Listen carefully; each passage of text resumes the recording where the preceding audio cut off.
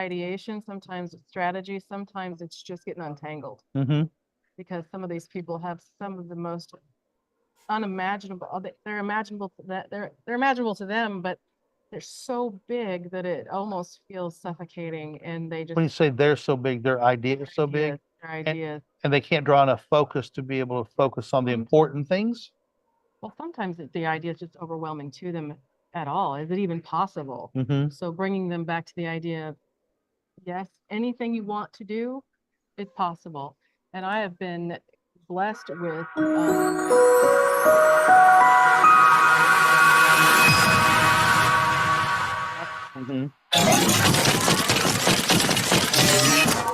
what do you want to do? Yeah. Write it down on a napkin and it is done. So there are people in this world who believe that nothing can't be done. So Right. we're talking about these kinds of building a new observatory. That was one of the things we worked on in our strategic planning meeting that we did a couple of years ago. I said, what's your big idea? How far and how high do you want to go? Yeah. Yeah. And don't put a limit on yourself, because that will be your limit. Or your organization, because that's your limit. Right. That's right. You know, I'm a member of a nonprofit working to build science education center in Northwest Arkansas. And our biggest challenge is none of us are fundraisers. We're all big idea people. And, you know, Northwest Arkansas is, I mean, we do stuff, you know, go to festivals and stuff and talk to people, and everybody loves the idea. There's even people who say, hey, you know, I write grants. I think it's a great idea. But then they disappear. We contact them and a couple of conversations and they leave. And it's finding, we've not been able to find a grant writer who pans out, you know. It's not the grant writing that you need. Not all, there's always a really good source, but it takes the one person who hears you. It doesn't need a grant to give you whatever you need to get it done. I'll tell you a story. We were at the farmer's market on the Bentonville Square, and we're talking to people, and these two ladies walk up, and I'm like, hi, Lynn, and we're talking, and she goes, well, tell us what you're doing. And Scott, are you ready? We've been live. Yeah. Okay. We are live. You didn't tell us that, right now. Kent, why don't you introduce Donna, and let's go from there. Thank you for joining us. We were just sitting there. I'm glad we didn't go off the rails there. We didn't get the cue of 3, 2, 1, go. Hi, everybody. I'm Kent Martz with Explore Scientific. I'm at the Astronomical League Convention in Kansas City, and I have the leadoff speaker with us, Donna Syed, who is a member of the Astronomical Society of Kansas City and helping with the committee and all this stuff. Now, you gave a speech a little while ago. Tell us a little bit about that speech. Well, I was asked to deliver this speech, and I didn't really feel like maybe I was the most appropriate, but you know, I'm the mom of one of the youngest active members of ASKC in this current era.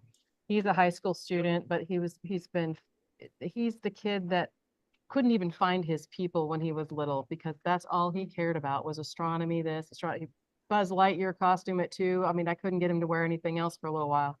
But those were the vacations we took. Space, all the homework came home, space. And ASKC, first of all, the public school system could not keep up with his interest, and he felt really lonely. And he couldn't find his people. And he also had some learning challenges that we didn't know about right away, and some high functioning autism that wasn't super evident. And one of the doctors he saw says, ma'am, you need to get him around some people that know more than the teachers at school. You really do. And while we had already been members of ASKC, there wasn't an urgency, you know, because it seemed so far above his head, or maybe far above our head, that we hesitated a little bit. But so I just took the doctor's advice and said, I've got to find him some people that know as much as possible. And ASKC provided that. And so since then, they invited me to become a board member, not because I'm an astronomer. I am not even an amateur astronomer. I wouldn't call myself that, not even close to that. But I do have skills and experience that helps them with their organization. And so I couldn't say yes fast enough, because I care that my kids, like my son, will have a place to find their people and a place to just be immersed where they will never go thirsty. And whatever that is, but for your son, it's astronomy. For another young person, it may be medicine or fixing cars or whatever. The key is, as parents, finding that place where they fit in. That's right. Yeah. Okay. So this talk you gave wasn't about that though. Well, I did mention that because Okay. the importance, the reason I bring that up in when I'm talking with people about ASKC is because the youth are our future. Without the youth, these organizations, they call them graying hobbies because the people involved are older and there's a little bit of a generation gap there. So it is important that I bring that up so that organizations, especially astronomy organizations, know how important it is and how much our kids are counting on us to engage them and give to them. And we're building these places, the next observatory and then the next observatory. That's so our kids will have some place it's a legacy that we can provide for them. Yeah. So you're talking about the observatory and the next observatory. You know, Astronomical Society of Kansas City is a large club, been around for a long time, have a really nice observatory that 30 years ago when it was built was way out and it was dark, but light pollution has changed that. And so there's some news that have just came over the horizon for the club. Right. Talk about that a little bit. We have been, my understanding, long before I became involved in the club, that for the last 13 years, actually, the club has been looking for some darker skies. And unfortunately, with light pollution as we know it, it spreads and crawls, and it's taken us a very long time to find that place. And just this January, we saved our money and purchased outright 19.5 acres, just 20 minutes south of Powell Observatory. And we have architectural plans and we're working with the county to try to get that off the ground. And so that has been the most exciting thing for our club this year. So 20 miles south doesn't seem like it would have much impact on light pollution, but it does, right? It does. It's significantly darker there. It is. Right. It And is. so obviously the fear is in another 30 years, you'll be looking for another piece of ground. And that's, you know, unless there's a vast change in humans' lighting habits, you know, it becomes harder and harder to find dark sky sites. That's right. And to see the wonders that are up there that inspire your son. That's right. And the good news about this property is that it is surrounded by farmland. It's in the middle of farmland, and we all know that farmland becomes neighborhoods eventually. But one of the things I'm very excited about is one of our members, Bill Wren, was observatory. He worked for the McDonald Observatory, and he worked very hard to get. You might catch him on an interview if he's here. Okay. 5 counties in Texas, Right. to They darken their skies. They understand the importance and the economic driver that McDonald Observatory is, and they have very strong restrictions on lighting in the areas around. One thing they've been fighting at McDonald Observatory is the fracking and gas exploration, which comes and it's transient. Luckily, it's there for a year and then it's gone when the wells and it goes into production. But that has caused some degradation of light at McDonald Observatory. And, you know, on light pollution maps, you can see this swath south of San Antonio that's just, there's no city that big. It's all gas wells, you know, but again, it's hopefully transient, but it's just a slow march of brighter and brighter skies, which makes the things that we want to look at impossible to see with your eye. Right. And that's why we're very hopeful. Bill Wren, who will be speaking again, like I said, later at the conference, he's so knowledgeable about that. And we're so lucky to have him in our club so that he can help communities understand the things that he worked so hard to make possible here at McDonald Observatory. The easy part is there's nothing else around McDonald Observatory except Fort Davis and not much else. But getting a city the size of Kansas City to recognize the importance of night skies and take action to reduce light pollution is a huge task, but somebody has to try and do it. You know, I try and do it. I talk to everybody I can about light pollution, you know, and try and get people aware of it. And there was years ago, it's probably been, young man is probably 20 now, so he'd been about 12. I gave a talk at the state park on light pollution. And it was a couple of years later, we were doing a festival, and this lady comes up and says, "Did you ever talk about light pollution?" I said, "Yeah." She says, "Everywhere my son goes at night, or he makes me stop and go in. He talks to him about light pollution because of your conversation." And it was a teenager, who you think don't engage. And he rolled up, and we had a great. He was riding a bicycle around. Right. He rolled up, and he's like, "Oh yeah," he says, "I'll go and talk to him about how bad their light is and why it's pointed out on the street and it's hard for drivers to see it. If they would just point it down, it would help." And you never know when that one person Yeah. is you're gonna touch them, and they're gonna become. And that's you know, right, to our point, don't count our kids out Mm-mm. because they're passionate. They are, and they have a lot to carry on their shoulders, but they're willing to take off running with it if we'll give them that chance. That's right. Well, the conference is going on. I know you want to hear the speakers. I want to hear the speakers as well. We're going to be doing this all afternoon long and all day tomorrow and all day Saturday. So we'll just pop up live in your stream. We appreciate you if you've tuned in. Donna Syed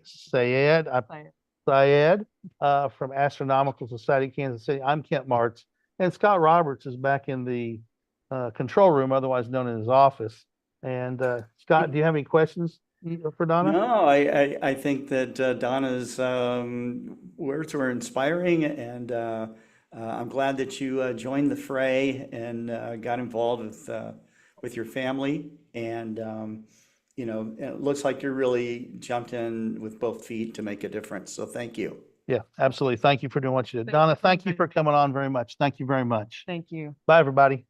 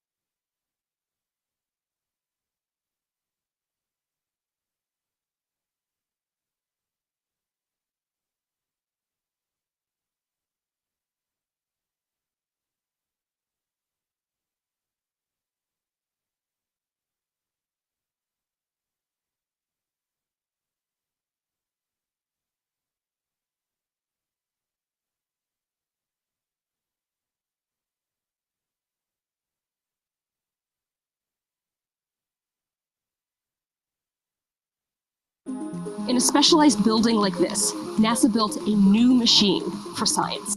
The James Webb Space Telescope is a complex collection of scientific instruments designed to tackle some of the biggest questions in astrophysics.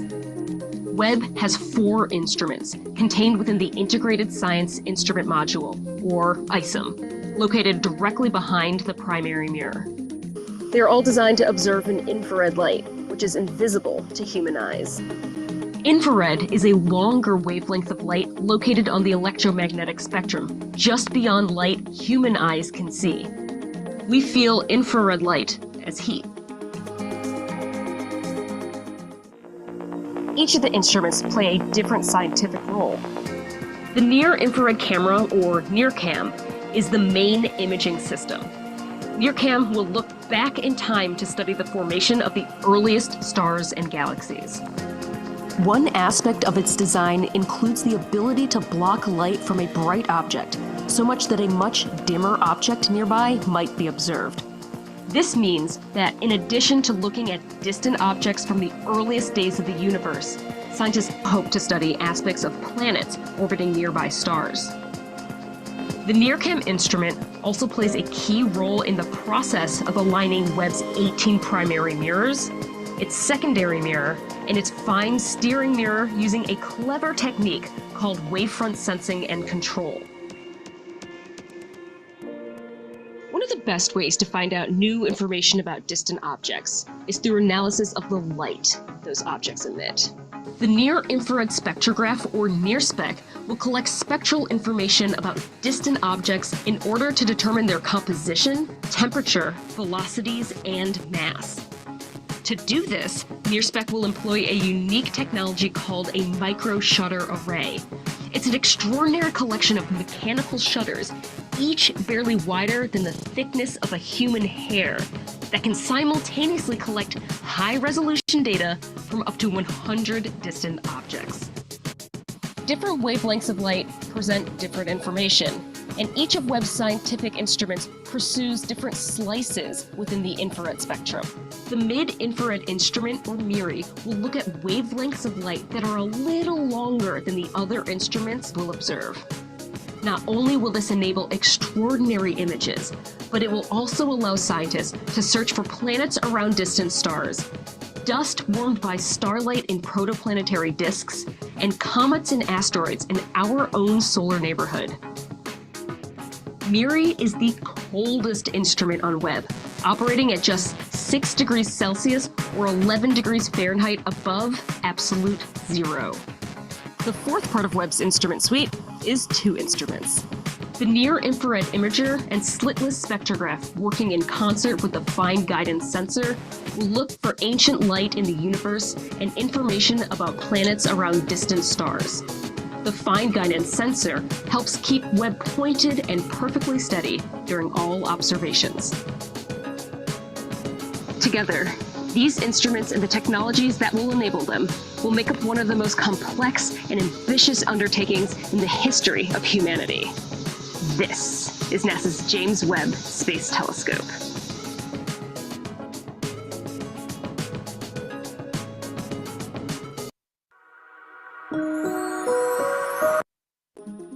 In a specialized building like this, NASA built a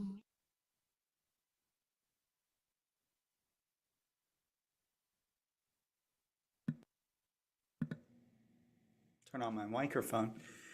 Kent Martz right now is scheduling the next speaker for the 2024 Astronomical League Conference in Kansas City. And so it's going to be a few minutes at this time. So we're going to sign off, and then we'll come right back on and give you more of what's coming from the Astronomical League Conference in Kansas.